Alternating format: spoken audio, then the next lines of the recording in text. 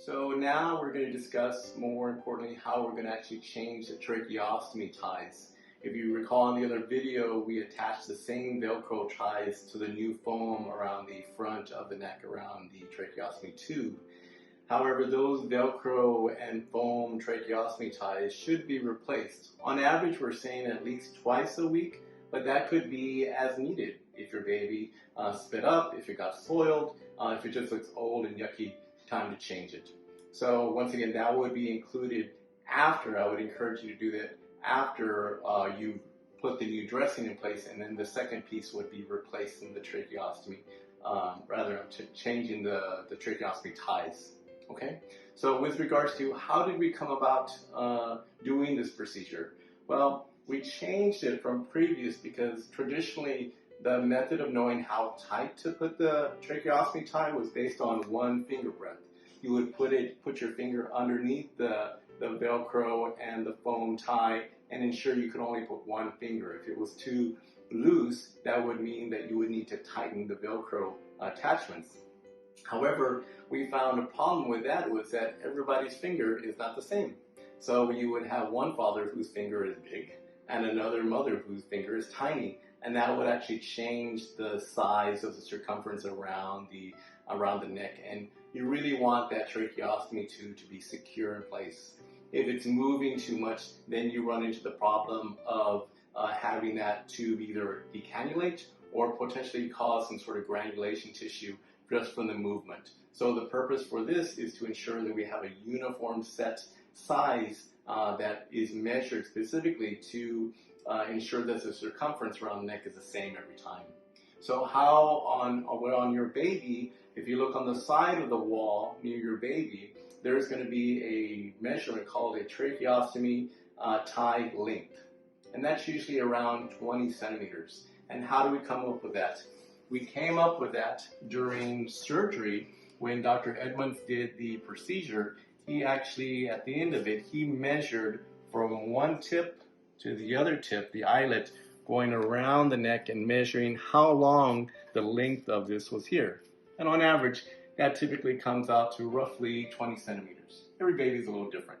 For this purpose, this baby is actually coming out to 21 centimeters when I measured it. So you're going to have a ruler. Any type of ruler is fine. We have paper rulers here. You can have your standard school ruler at home, where everything's measured in centimeters.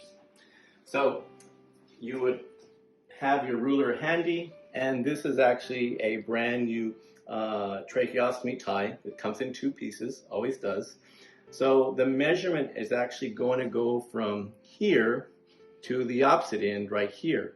So as I mentioned in this baby, we need 21 centimeters. So you would put one end right there, because I said it starts from here, and you want to make sure that this goes to 21, and you can see the Velcro part is here. I'll back up a little bit. These pieces come in two parts, or it looks like two different colors, white and blue. The darker blue will go against your baby's skin, and you can tell pretty quickly if you put it on wrong, because the Velcro, once you attach it to the eyelet, will stick here. If you're trying to stick it here, it's not sticky. Sorry. So basically the darker blue goes toward your baby's skin. So for measurement purposes, we're going to put this down. We want to measure 21, and you can see the Velcro piece here. And we're going to lay that flat, and we have approximately 21 centimeters. And you can see how that Velcro. Now here's another really piece of important information. You can tell how if by accident I had attached this a little off, I'm trying to do it bad on purpose, like this.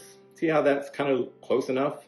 But this edge right here is very sharp and potentially could dig into your child's skin and neck. So you really want to make sure that when you apply this, it's applied right down the middle and ensure that it's not doing that. The other thing some of our experienced respiratory techs have taught us is that we can actually trim these edges and just kind of round them out. One less pokey thing to get stuck into your baby, okay? So once again, we're looking for 21 centimeters. So we're gonna lay this flat, and we're gonna, actually we got it backwards. So we're gonna put this here. You can do it either way, it doesn't really matter, but you wanna do 21 centimeters. And we're going to put this down. And we're going to make sure that's right in the middle, and it is. And now you have your new tracheostomy tie ready to go. So now we're going to move on to showing you how to apply this in a safe manner. Once again, you've already replaced the foam dressing around the tracheostomy tube. And one important thing, which I failed to discuss on the last video, was hand washing. Before you're doing any type of procedure on your baby, please wash your hands well. Soap and water. If you have alcohol gel at home, please use that. We don't want to cause any risk for any additional infection to your baby while you're holding all these clean items. So we have our pre-cut new Velcro tie I have. So we're going to go back to the same procedure that we did before, where your assistant, once again, is holding one side of the flange and putting a little gentle pressure down on the side, because you're going to remove one Velcro side. You're going to pull that out. Okay, you're going to readjust a little bit. Here's my new tracheostomy tie. I mentioned before, you have two sides, white and a little darker blue. The supplies would give you will always be kind of the same thing. So it doesn't really matter what side you do, it's all the same. So I'm going to put the darker blue down. I'm going to, same technique as before, use my clamp to pass that through, grab it. I'm going to pull that all the way, like I mentioned before, make it nice and tight. Now that's secure. Now what we're going to do while she's still holding this, remember we haven't secured it down, we need a little pressure on this. We're going to raise your baby up a little bit. I'm going to pull the old one out. I'm going to pass the other one around his neck, and it should be right there. Now what we're going to do, we're going to switch roles with regards to assistant and the pain. Now I'm going to hold on to this side.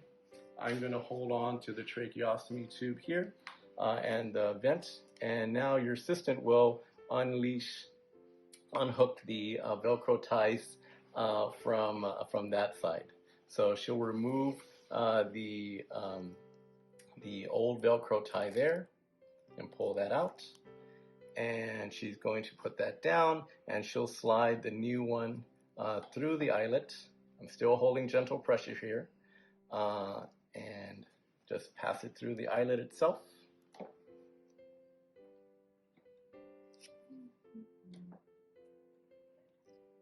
Right, and she'll grab it and pull that through.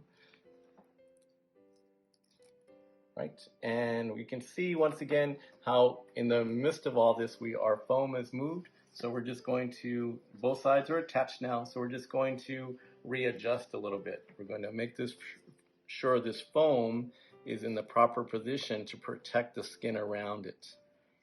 Right, so now you have your both sides, you have a new tracheostomy tube, a new tracheostomy tie secure, and if we measured correctly, if you try to pass one finger underneath this, this should be kind of snug, and it is, right?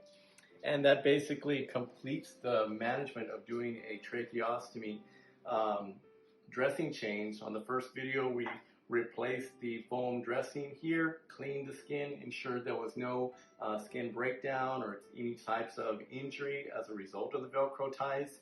And on this second video, we've showed you how to replace the actual tie itself. And as I mentioned, usually at least twice a week, but that can be as needed if it gets dirty or soiled. And that completes the procedure. Thank you so much.